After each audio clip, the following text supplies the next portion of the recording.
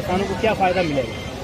देखिए, पहली बात तो ये है कि माननीय प्रधानमंत्री जी की किसानों की तरक्की के लिए, किसानों की उन्नति के लिए, किसान मजबूत हो तभी देश मजबूत हो, ये उनकी नीयत है।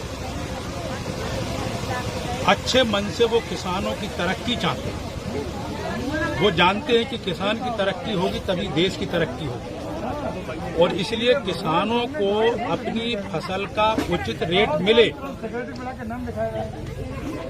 बीज से लेकर के उसको बाजार तक कोई कठिनाई ना हो, बिचौलिए बीच में ठेकेदारी ना कर पाए। इसलिए किसान को स्वतंत्र किया है कि वो अपनी फसल कहीं भी मंडी में भी बेच सकते हैं और अपने घर पर भी बेच सकते हैं। ये किसानों को अधिकार दिया है।